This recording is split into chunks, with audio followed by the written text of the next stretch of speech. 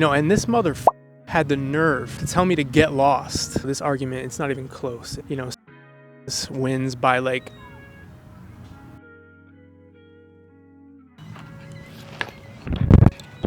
test 1 2 3. What's going on, guys?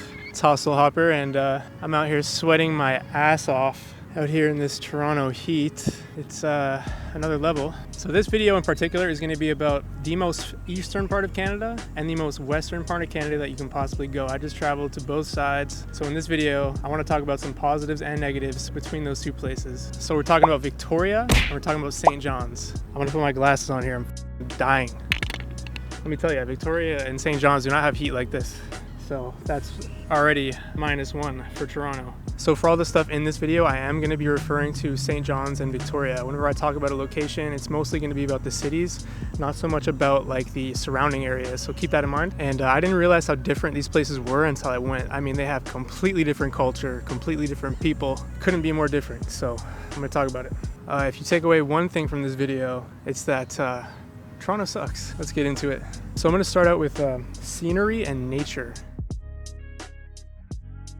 And both of these places just have absolutely ridiculous beauty on both sides. So this one's a little bit tough to dissect. So the East Coast can really be summed up in one word. I would say it's very charming. It has the bright, beautiful houses on the hills, as you can see from all the photos. It is that beautiful in real life. It has the rolling hills, the rocky cliffs, quite some beautiful coastline there. But the hills in St. John's are just that. They're just hills. Like, it's nothing compared to BC, where you can literally say mountains. Much smaller elevation there in St. John's comparatively. So that is one thing. Oh, I'm getting assaulted. When I was walking around some of the trails in St. John's, that's where you get into some of the real beauty of Newfoundland, because it starts to look like Jurassic Park out there. It's absolutely insane. Some of the rocks, some of the formations. But we are talking about the Atlantic Ocean here, so it is going to be a bit different from the Pacific. And we're talking about years of wind, glaciers, and various other things that has sculpted it into what it is today. Newfoundland has a much more unpredictable climate than BC. One thing that really makes St. John's and Newfoundland stand out is those big, bold, colorful houses that are just, you can see them on the coastline through the fog. It's a very foggy city, St. John's. If you guys didn't know, Newfoundland was the final province to join Canada in 1949, so it does have a bit of a different feel to it because of that. So moving on to the West Coast, I would describe the West Coast scenery as epic, like otherworldly. It's, you see it on Instagram, but you really got to get in there and see it to believe it, as they say with that type of thing. The one thing that you notice, the first thing when you come to BC, is those giant trees. Like, they are just super high. They go super, super big. That's one thing that really separates the East Coast from the West Coast. The East Coast really doesn't have those giant fir trees, those giant spruce trees that the West Coast has, and they are absolutely beautiful. So we're talking about areas like Tofino, areas like Cathedral Grove, that sort of thing. The next thing you would notice is the elevation. You can still see those snow-capped mountains in BC, even in the summertime, in the warmest times of the year. Although, as we're going to get into, the West Coast doesn't really get that warm or that cold. I think I got to move into some shade here because all my gear is going to overheat. So I think I'm going to move it over. Absolutely insane.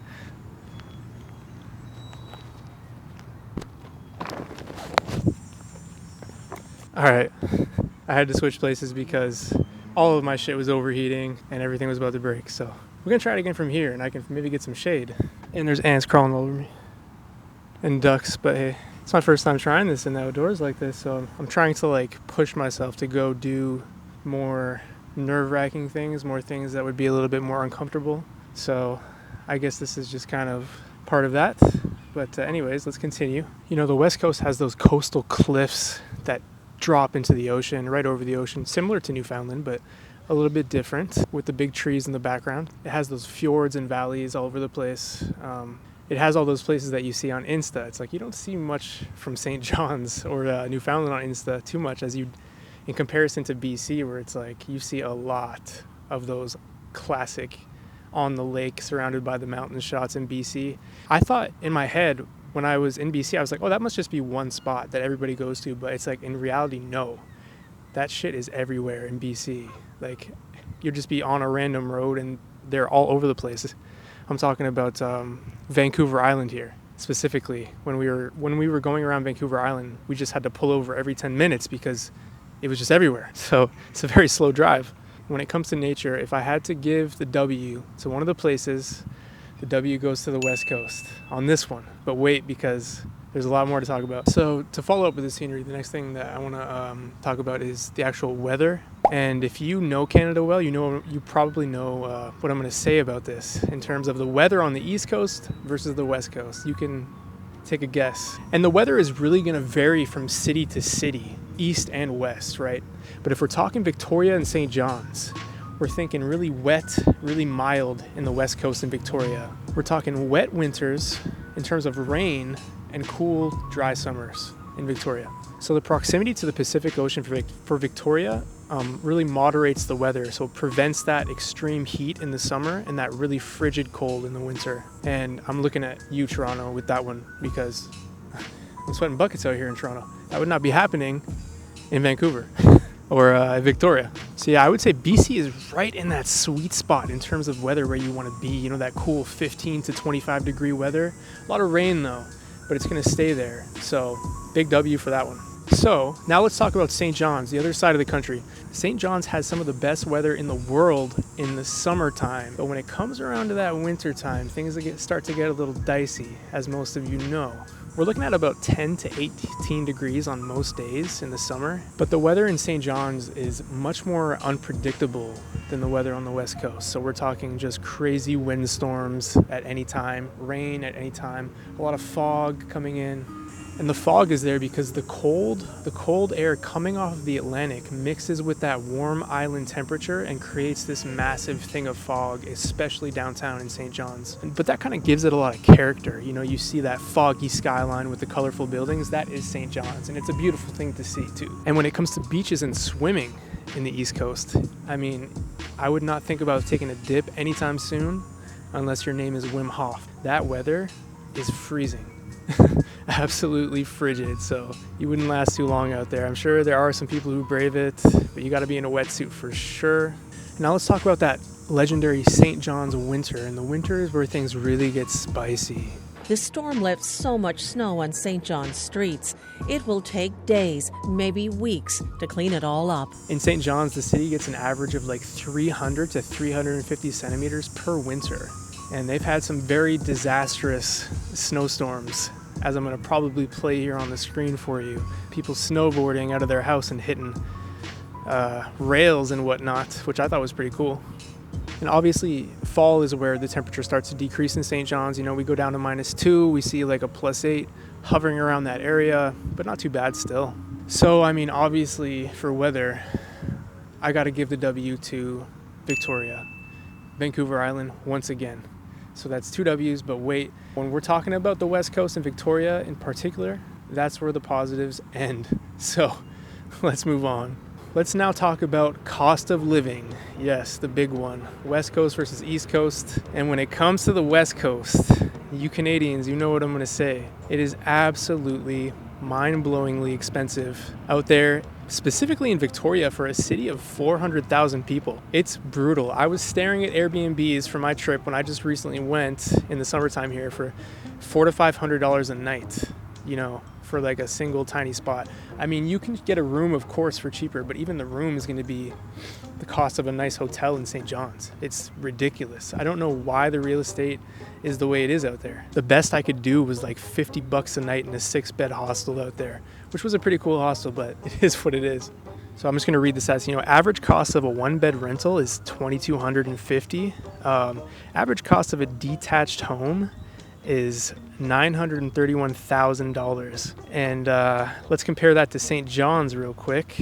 A 1-bedroom rental in St. John's comes down to like $995. That's under half. Now I want you guys to take a guess as to how much the average detached home in St. John's goes for right now. I want you to just guess real quick. What do you think? It's going to be $293,000 for a detached home in St. John's. I mean, even just existing in the city of Victoria felt way more pricey than it would in Toronto for some reason. I can't put my finger on it, but that's just how it felt when I was there. It didn't make any sense. I guess you're paying for that premium air and premium weather. That's the tax they give you out there in Victoria. So if you're willing to pay the weather tax, you got those bands to throw around, you got that West Coast money, be my guest, by all means. Every city in Canada right now has its issues with housing and all the crises that are happening, but particularly in Victoria when I went, it was pretty bad. Maybe not Vancouver bad, but pretty bad.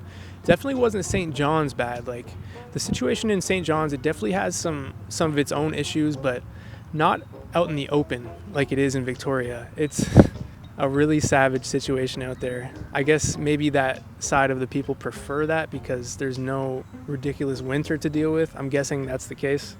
And I did take a tour of some of the worst neighborhoods in St. John's. I had a local take me on a tour there, and wasn't too bad. It looked pretty nice. When I first arrived in some of the subdivisions, I was like, oh, those are nice houses. But she said the inside was absolutely terrible, and they had just recently gave them a reno. So I would say for cost of living, this argument, it's not even close. St. John's wins by like a meteor strike. St. John's wins by a landslide, not even close. And for me, that's a huge deal. I don't know about you, but for me, big deal. So winner, St. John's. Newfoundland, let's go. The next thing we're going to talk about is the actual vibe and the people that live in these cities. What are they like? What is the vibe out there? To be honest, like, they couldn't be more different. They're worlds apart in terms of the people, their heritage, how they act, and what they do. I mean, so the people of the East have a very strong Irish heritage. I think I have an ant crawling on my back right now. The East Coasters have a very strong Irish, British, and Scottish influence.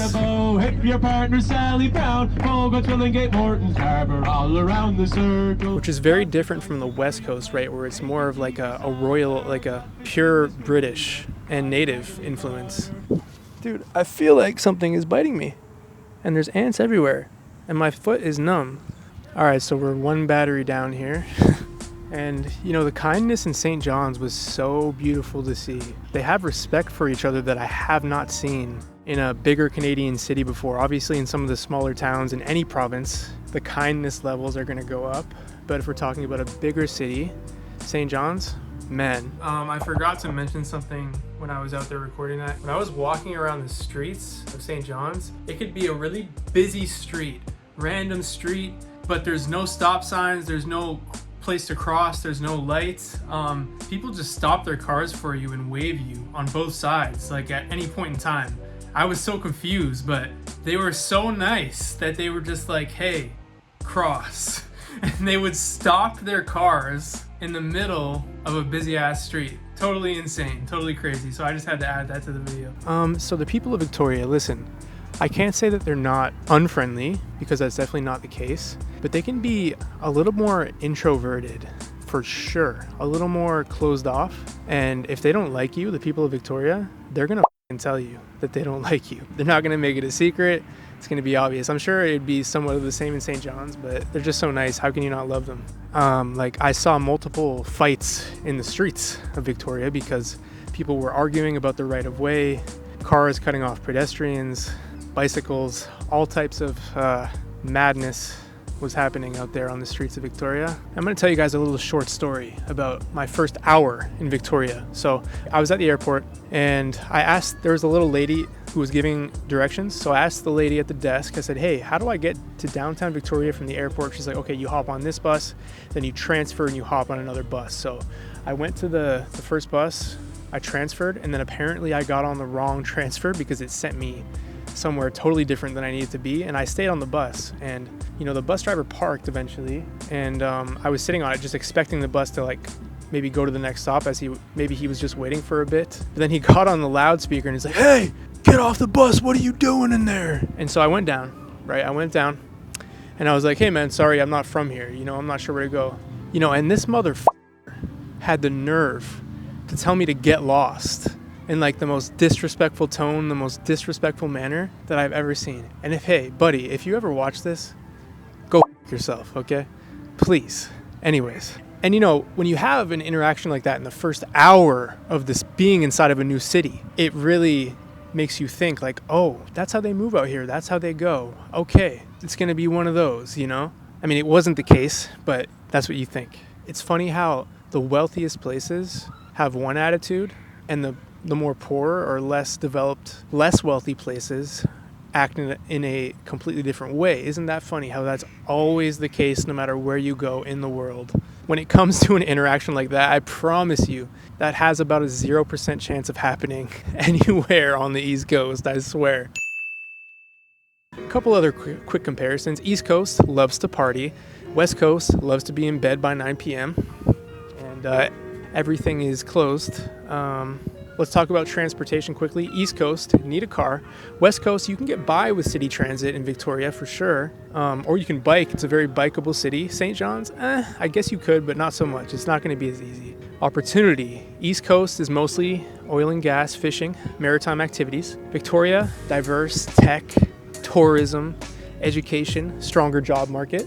Events and festivals. You know, both of these places have really amazing events and really amazing festivals that you can do. Both of these places have some really amazing hiking, some of the best kayaking and hiking in the world, I would say. East Coast, moose. West Coast, bear. Lots of moose on the East Coast. In Newfoundland, not East Coast, in Newfoundland, lots of moose. But listen, when it comes down to it, I'm going to take the East Coast all day. All day, no comparison. The positives just outweigh the negatives so much. And you know, I would say go visit both, obviously, and make your own opinion. And if you guys have a different opinion, please let me know in the comments. I'm sure you will. I don't even need to say that. I'm gonna leave it there, guys. Thank you so much for watching. So after this, you know, I'm doing this video in Toronto, and this is gonna be my last few videos of Canada. I'm thinking maybe I do a Toronto video if people really just wanna see the city. I've been living here for like 15 years. I'm gonna be moving to, I'm gonna announce this right now. I'm gonna be moving to Medellin. I'm gonna be moving to Colombia in the next month here. So there's gonna be I'm gonna be returning to my normal Latin American content. Please throw me a like. Please subscribe to the channel. New channel can really use it. So thank you guys so much for watching. If you made it this far, I'll see you in the next one. Later.